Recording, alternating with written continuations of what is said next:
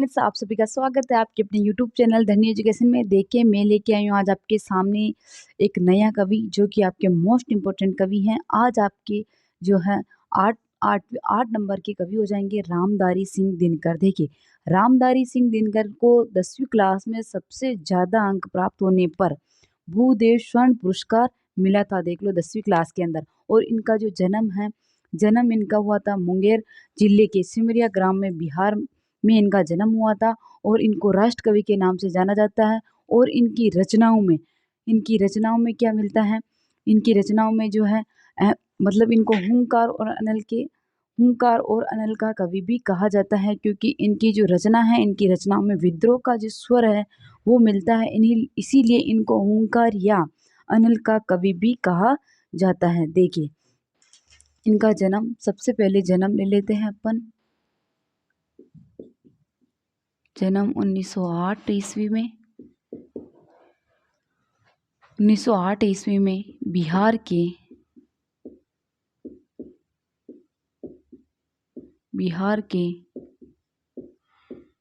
मुंगेर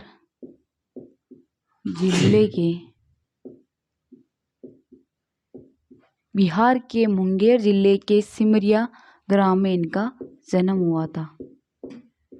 कब हुआ था? 1908 में इनका जन्म हुआ था, सिमरिया ग्राम में। तो बिहार के मुंगेर जिले के सिमरिया ग्राम में इनका जन्म हुआ था। और क्या है, 10वीं क्लास में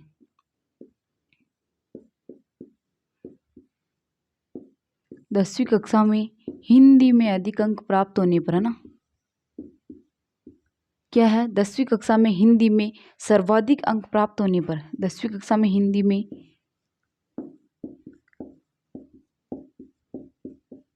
सर्वाधिक अंक प्राप्त होने पर कौन सा पुरस्कार मिला था? तो भूदेव स्वर्ण पुरस्कार इनको मिला था।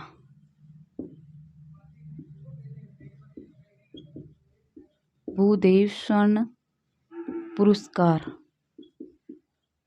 10वीं कक्षा में हिंदी में सर्वाधिक अंक प्राप्त होने पर इनको भूदेव स्वर्ण पुरस्कार दिया गया। और इनकी जो रचना है, इनकी रचनाओं में विद्रोह का स्वर मिलता है, इसीलिए ये अनल या हुंकार के कवि भी कहलाए। इनकी रचनाओं में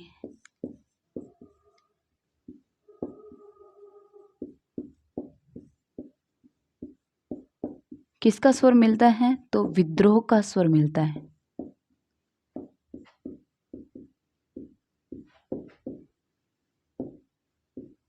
इसीलिए क्या कहलाई है?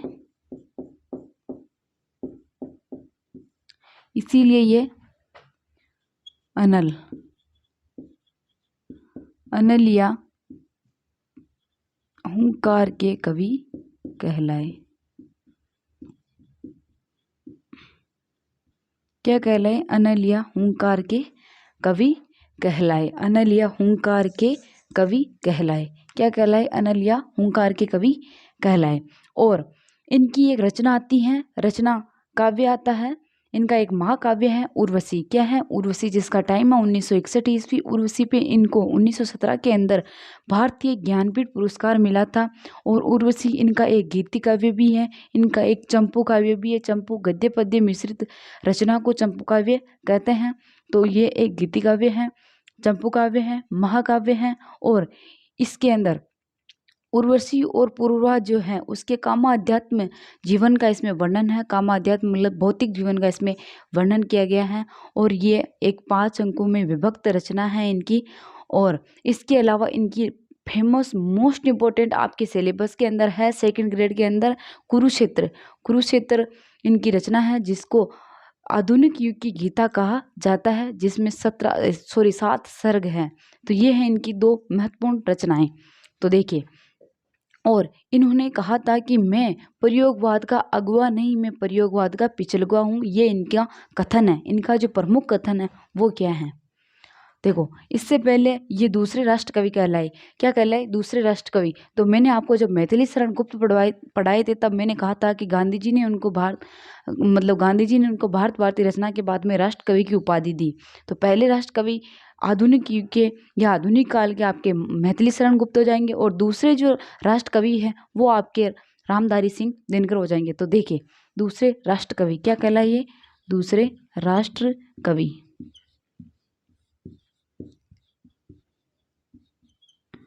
दूसरे राष्ट्र कवि कहलाए।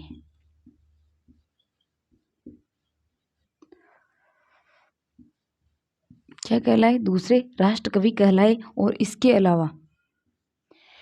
अलावा इन्होंने रामनरेश त्रिपाठी, मैंने आपको कल रामनरेश त्रिपाठी पढ़ाए थे, उनका मैंने 3 आपको उनके प्रेमाख्यान त्रय या खंड काव्य बताए थे। मिलन, पथिक, स्वप्न, जिनमें से इन्होंने रामनरेश त्रिपाठी का जो काव्य है पथिक, उसका अनुकरण करके या उसको आधार बना करके एक रचना की थी। और मैथिली शरण गुप्त का भी एक जो खंड काव्य है मैंने आपको पढ़ाया था, जयद्रथ वध, उसको आधार बना के इन्होंने मेघनाथ वध की जो है रचना की थी। मेघनाथ वध इनका काव्य है, उसकी रचना की थी। और रामनरेश त्रिपाठी के पथिक जो काव्य हैं, रामनरेश त्रिपाठी के पथिक काव्य को इन्होंने आधार बनाकर या उसका अनुकरण करके इन्होंने वीरबाला है जो इनका काव्य है उसकी रचना की। मैथिली शरण गुप्त के जयद्रथ काव्य को आधार बनाकर इन्होंने जो है मेघनाथ वध का काव्य की रचना की। और पथिक के रामनरेश त्रिपाठी के पथिक का इन्होंने ये अनुकरण करके इन्होंने जो है किसकी रचना की? तो वीरबाला की रचना की। देखिए, ये 2 इनके बारे में इंपॉर्टेंट चीज आ जाती हैं। तो इन्होंने रामनरेश त्रिपाठी, है ना,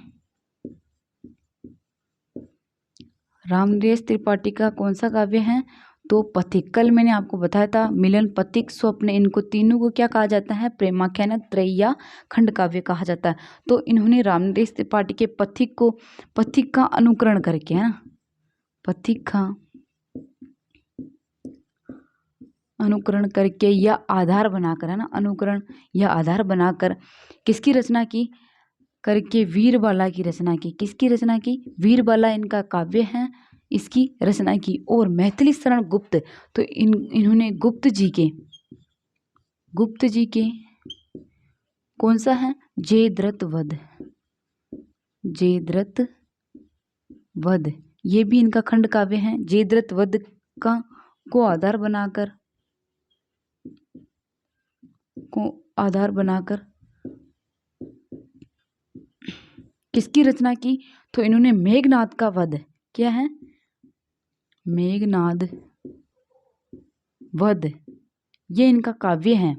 तो ये दोनों क्या है? इनके काव्य हैं, काव्यों की रचना की। क्या की? मेघनाद वध जो है, मेघनाद वध काव्य की रचना की।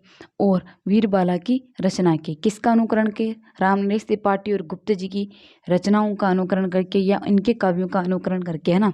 और इसके अलावा इन्होंने, इनका एक कथन है, मैं प्रयोगवाद का अगवा नहीं पिछलगुआ हूँ, है ना, मैं प्रयोगवाद का अगवा नहीं पिछलगुआ हूँ, है ना। क्या कथन है इनका? मैं प्रयोगवाद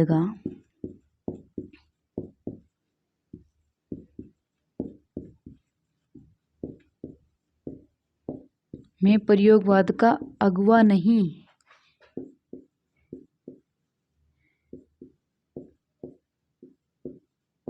पिछलगुआ हूँ। क्या हूँ? पिछलगुआ हूँ। ये इनका जो है प्रसिद्ध कथन है कि मैं प्रयोगवाद का अगवा नहीं, मैं पिछलगुआ हूँ। तो ये हो गई अपने रामनरेश त्रिपाठी जी के बारे में सामान्य जानकारी।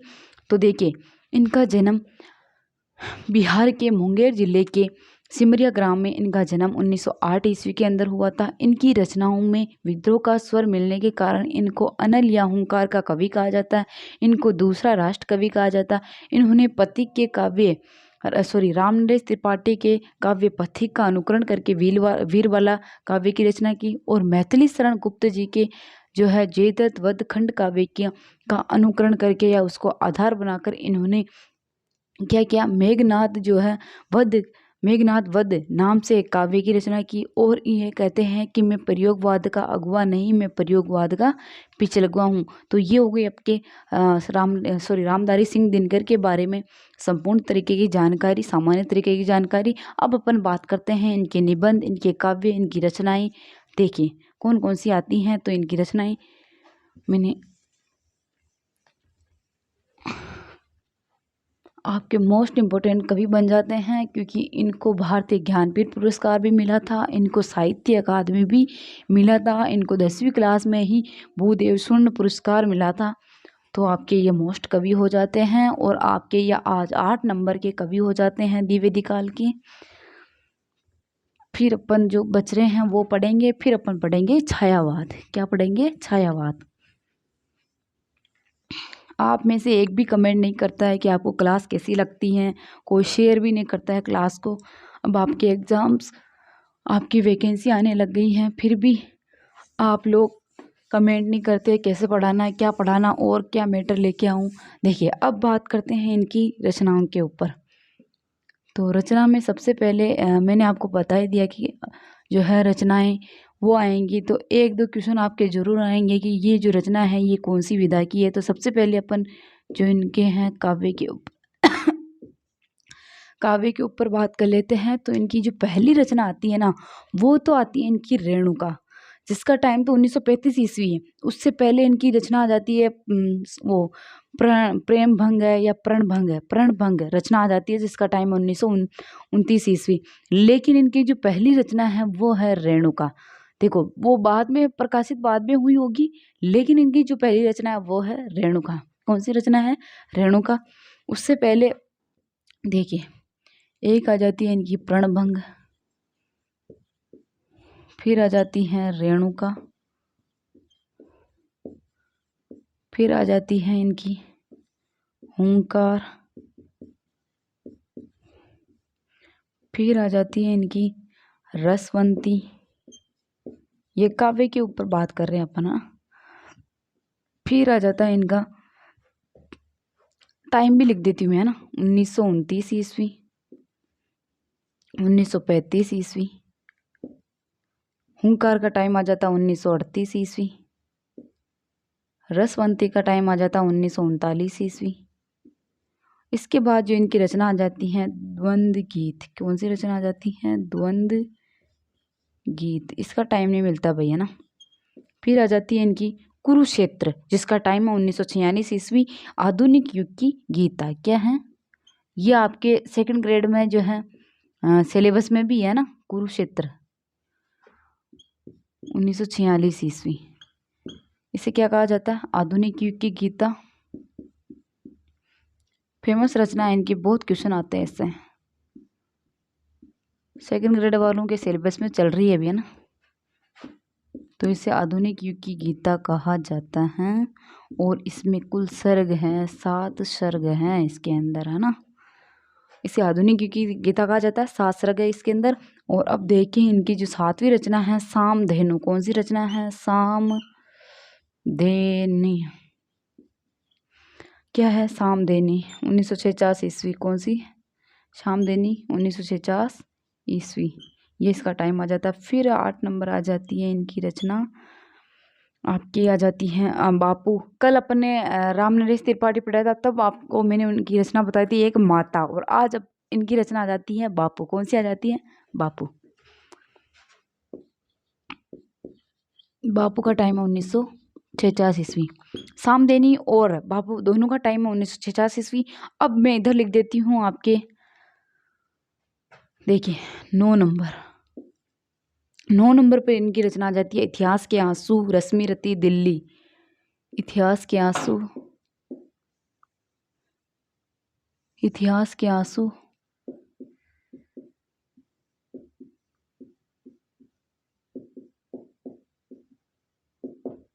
रश्मि रति,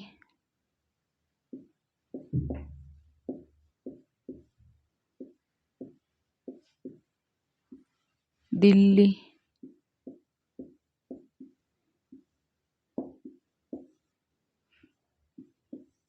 फिर आ जाती है इनकी, दिल्ली के बाद में आ जाती है इनके नील कुसुम और उर्वशी। नीलकुसुम और उर्वशी।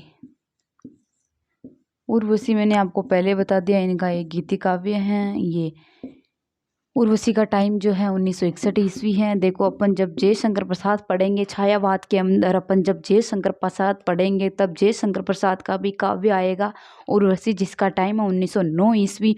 वो भी उनका एक काव्य है। ये इनका एक महाकाव्य है, गीति काव्य है, चंपू काव्य है। वो भी उनका जो काव्य है चंपू काव्य है। गद्य पद्य मिश्रित रचना को चंपू काव्य कहा जाता है। जब अपन जयशंकर प्रसाद पढ़ेंगे तब आपके आएगा उर्वशी, तो आपको कंफ्यूज नहीं होना। ये इनका महाकाव्य है, इसके ऊपर इनको ज्ञानपीठ पुरस्कार भी मिला है। लेकिन जो है जयशंकर प्रसाद जी का केवल वो चंपू काव्य ही है। 1909 उसका टाइम है, इसका टाइम है 1961 ईस्वी। ध्यान रखना आप ना। उर्वशी ये एक गीति काव्य भी है, चंपू काव्य भी है, ये एक महाकाव्य भी है। चंपू काव्य है, गीति काव्य है, महाकाव्य है। और इस पर जो उर्वशी और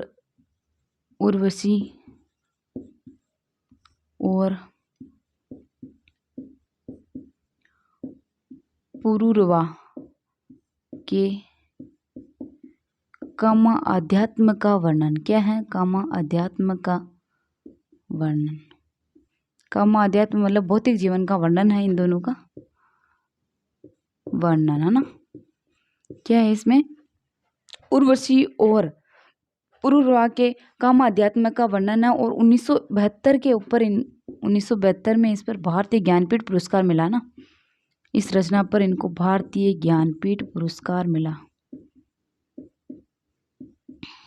मोस्ट इम्पोर्टेंट हो जाएगी आपके भारतीय ज्ञानपीठ पुरस्कार। देखिए मैं पुरस्कार आपको ज्ञानपीठ वाले सारे में बता दूंगी, आपको एक क्लास ले लूंगी इनकी। भारतीय ज्ञानपीठ पुरस्कार जितने भी आज तक दिए गए हैं तो आपके ये मोस्ट बन जाएगी। तो नीलकुसुम, उर्वशी का टाइम 1961 ईस्वी।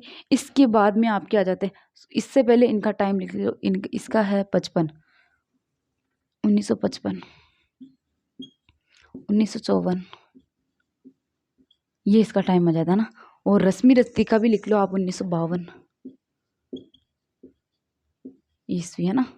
ये हो गए इनके काव्य। इसके अलावा इनका और जो काव्य हैं और भी लिख जाते हैं, मैं इधर लिख देती हूँ। 14 नंबर परशुराम की प्रतीक्षा, इस पर साहित्य अकादमी मिला है इनको ना। परशुराम की प्रतीक्षा, ये है इनके काव्य। क्या है इनके काव्य? ये परशुराम की प्रतीक्षा पर इनको क्या मिला था? सॉरी, परशुराम की प्रतीक्षा नहीं, इस पे तो नहीं मिला था। इनका एक निबंध आता है, उस पे इनको साहित्य अकादमी मिला था। ये हो गए इनके काव्य। चलो अपन आगे चलते हैं। देखिए और बता देती हूँ मैं इनके बारे में सामान्य जानकारी। 1951 इसका टाइम आ जाएगा आपके, है ना। 4-14 हो गई। हारे का हरिनाम और लिख लो 15 नंबर पर। हारे का बहुत सारे हैं इनके, लेकिन जो इम्पोर्टेंट है वो मैंने आपको लिखा दी है ना। जितने लिखा हूँ उतने कम है। हारे का हरिनाम, बारदोली, रश्मि लोक और रजता इनका, ये भी इम्पोर्टेंट है इनका। रश्मि, देखो रश्मि रथी है ना। रश्मि लोक, रेणुका और रसवंती और प्रणभंग, ये इनके इम्पोर्टेंट है। कुरुक्षेत्र इम्पोर्टेंट है। हुंकार, रेणुका, प्रणभंग, ये तो इम्पोर्टेंट जो मैंने लिखा है ना वो आपके इनके इम्पोर्टेंट ही बनते हैं। तो ये 16 नंबर लिख लेना। रश्मि लोक का टाइम लिखना चाहो तो लिख सकते हो आप, 1974 ईस्वी। देखिए 1974 ईस्वी इसका टाइम आ जाएगा। 16 नंबर हो गए। हारे को नाम बारदोली विजय, और लिखना चाहो तो लिख लो आप। 16 नंबर बारदोली विजय, 17 नंबर करके बारदोली। बस ये बहुत है, आप याद करोगे तो इतना ही काफ़ी है, बारदोली विजय। इससे ज़्यादा आप याद भी नहीं कर पाओगे ना। तो देखिए इनका जो पहला काव्य आ जाता है वो आ जाता है प्रणभंग 1929 ईस्वी, रेणुका 1935, हुंकार 1938, रसवंती 1939। द्वंद्व गीत का देखिए टाइम नहीं मिलता है ना। कुरुक्षेत्र का 1946 है ना। कुरुक्षेत्र का 1946, सामधेनु का 1950, बापू का 1950, इतिहास के आंसू 1951, रश्मि रथी 1952, दिल्ली 1954, दिल्ली 1954 और नील कुसुम 1955, उर्वशी 1961, परशुराम की प्रतीक्षा 1963 लिखना चाहो तो आप लिख सकते हो 1963, और रश्मि लोग 1974, और हारे का हरिनाम 1970 लिखना चाहो तो लिख सकते हो आप हारे का हरिनाम 1970। बारदोली विजय का टाइम नहीं मिलता भाई, है ना। बारदोली विजय देखिए, उर्वशी 1961 ये गीति काव्य है, चंपू काव्य भी है, महाकाव्य भी है, और उससे इसमें उर्वशी और पूर्वा के कामा अध्यात्म का वर्णन है। इस पे 1972 में भारतीय ज्ञानपीठ पुरस्कार इनको मिला था। तो ये हो गए इनके काव्य। कितने लिखवा दिए मैंने इनको आपके काव्य, तो इनके 17 काव्य मैंने आपको लिखवा दे। चलो अपन आगे बात करते हैं। तो अब आगे देखते हैं इनके निबंध। निबंध और आ जाते हैं इनके 2 अनुदित काव्य भी हैं, वो भी मैं आपको लिखवा देती हूँ। ये आधुनिक काल में क्या है, ये रचनाओं का काल है। किसका काल है? इनको रचनाओं का काल भी कहा जाना चाहिए था।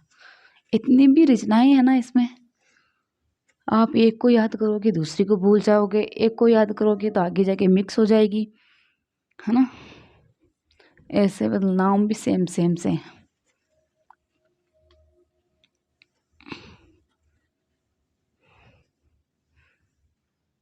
देखिए अब इनके जो है निबंध के ऊपर बात कर लेते हैं।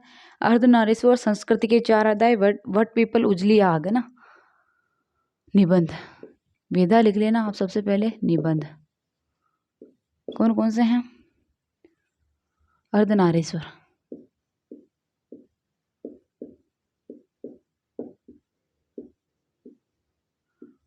ये इनका पहला निबंध है 1963 ईस्वी, सॉरी 1952 ईस्वी,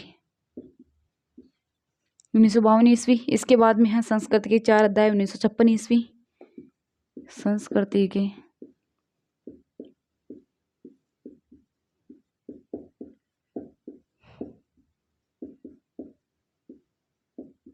संस्कृति के 4 अध्याय। कितने अध्याय? 4 अध्याय। टाइम क्या है? 1956 ईस्वी। इसके अलावा वट पीपल 1961 ईस्वी। वट पीपल 1961 ईस्वी, है ना। इसके बाद में उजली आग, ये 4-5 इनके क्या हो गए? उजली आग, ये इनके हो गए निबंध। पंत प्रसाद मैथिली शरण गुप्त, ये इनका मोस्ट इम्पोर्टेंट निबंध आ जाता है। पंत प्रसाद और मैथिली शरण गुप्त, है ना। ये इनका निबंध है, याद रखना। मैथिली शरण गुप्त,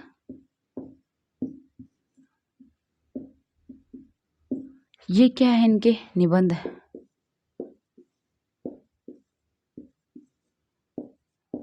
ये 5 इनके निबंध है। इसका टाइम आप लिख ले लो 1958 ईस्वी, है ना।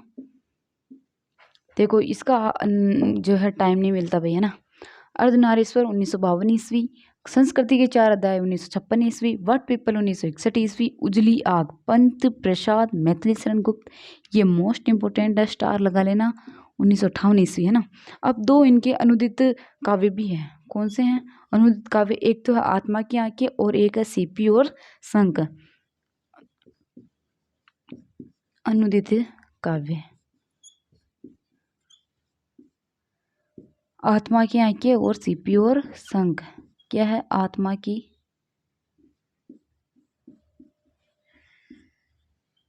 आंखें, दूसरा है सीपी और शंख। क्या है? सीपी और शंख। ये इनके 2 अनुदित नाटक हैं, सॉरी अनुदित काव्य हैं। और इसमें ना ये आत्मा की आंखें, इसमें D.H. लॉरेंस की 70 कविताएं हैं जिनका भावना अनुवाद इन्होंने किया है। एक विद्वान है D.H. लॉरेंस। कौन से विद्वान है? D.H. लॉरेंस, जिनकी कितनी कविताएं हैं? 70 कविताओं का। कितनी कविताओं का? 70 कविताओं का इसके अंदर इन्होंने भावना अनुवाद किया। क्या अनुवाद किया? भावना अनुवाद। भावना अनुवाद।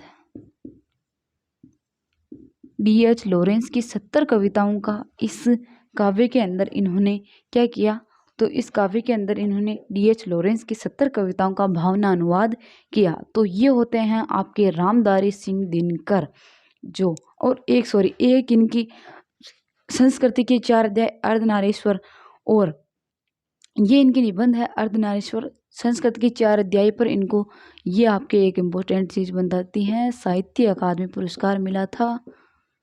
तो इनको 3 पुरस्कार मिल गए भाई, कौन कौन से, ज्ञानपीठ पुरस्कार, भूदेव स्वर्ण पुरस्कार, साहित्य अकादमी पुरस्कार। कौन सी रचना पर मिला था, तो इनका निबंध है संस्कृति के 4 अध्याय, जिसका टाइम है 1956 ईस्वी। इसके ऊपर इनको साहित्य अकादमी पुरस्कार मिला था। तो देखिए ये हो गए आपके रामधारी सिंह दिनकर, जन्म 1908, बिहार के मुंगेर जिले के सिमरिया ग्राम में हुआ था। 10वीं क्लास में हिंदी में सबसे अधिक अंक आने पर उनको भूदेव स्वर्ण पुरस्कार मिला था। पर्णभंग, रेणुका, रश्मि रति, रश्मि लोक, ये इनके बहुत सारे जो है, हुंकार, बापू, ये सब इनके काव्य हो जाते हैं। और इसके अलावा इनकी जो है निबंध अर्धनारीश्वर 1952, संस्कृति के 4 अध्याय 1956, बट पीपल 1961, उजली आग, पंत प्रसाद, मैथिली शरण गुप्त 1958। अनुदित काव्य हैं इनके आत्मा की आंखें, सीफी संक। अनुदित आत्मा की आंखें में इन्होंने D.H. लॉरेंस के 70 कविताओं का भावना अनुवाद किया। इसके अलावा इन्होंने रामनरेश त्रिपाठी के पथिक का अनुकरण करके वीरबाला, और मैथिली शरण गुप्त जी के जयद्रथ वध का अनुकरण करके मेघनाथ वध जो है काव्य की रचना की। और इसके अलावा इनको कौन सा कवि कहा जाता है, तो इनकी रचनाओं में विद्रोह का भाव मिलने के कारण इनको अनल या हुंकार का कवि भी कहा जाता है।